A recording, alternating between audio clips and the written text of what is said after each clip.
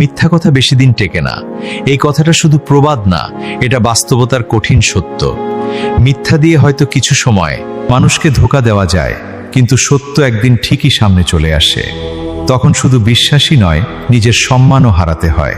সত্য কথা বলতে সাহস লাগে, কিন্তু সেই সাহসই মানুষকে শক্তিশালী করে।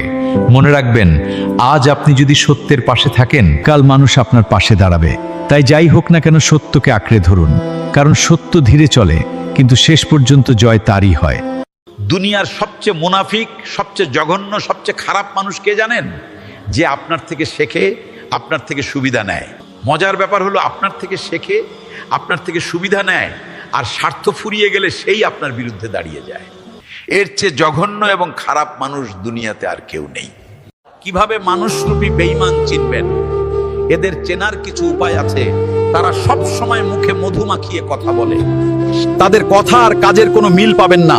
সব সময় নিজের স্বার্থ আগে দেখে, সামনাসামনি মিষ্টি কথা আর পেছনে বদনাম করে। আপনার গোপন তথ্য ফাঁস করে দিবে, সব সময় অন্যের দোষ খোঁজে এবং কঠিন সময়ে পাশে না থেকে লেজ গুটিয়ে পালায়।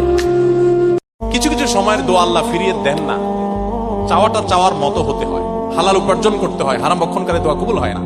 আপনি ভোর রাতে উঠে উজু করে সুন্দর করে দুই রাকাত করে লম্বা সময় নিয়ে আস্তে আস্তে ধীরে ধীরে 2 রাকাত 4 রাকাত 6 রাকাত 8 রাকাত যতটুকু পারেন তাহাজ্জুদ পড়েন। এরপরে দুহাত তুলে আল্লাহর কাছে মন ভরে একটু কাঁদেন, একটু চোখের পানি ফেলেন, সেজদায় লুটিয়ে পড়েন এবং কাঁদতে থাকেন। অসুস্থ হয়ে গেছেন, খুব পেরেশান আছেন, আপনি আল্লাহর কাছে তাহাজ্জুদের সময় উঠে চোখের পানি ফেলে একদিন না, সম্ভব হলে নিয়মিত আপনি একটু নিবেদন করতে থাকেন।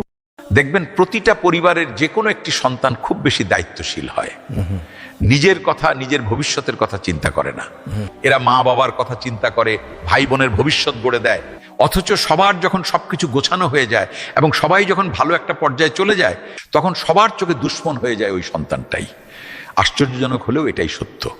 শত্রুর সংখ্যা কমানোর 5টি উপায়। নাম্বার 1, কথা কম বলুন, কারণ কথায় আছে বোবার কোনো শত্রু নেই। নাম্বার 2, নিজের সাফল্য ঢাকঢোল পিটিয়ে সবার সামনে দেখাবেন না। নাম্বার 3, যেখানে সেখানে যার তার সাথে তর্কে জড়াবেন না। নাম্বার 4, কারো প্রিয় মানুষ বা প্রিয় জিনিস নিয়ে টানাটানি করবেন না।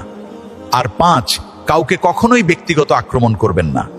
রক্তের ভাইও আপন থাকে না যদি তোমার হাতে টাকা না থাকে। পকেট টাকায় ভরা থাকলে সবাই কদর করে, আর প্রয়োজন ফুরালেই সম্পর্কের ওজনও হালকা হতে থাকে। টাকার অভাবই মানুষকে বুঝিয়ে দেয় কে প্রকৃত আপন আর কে পর।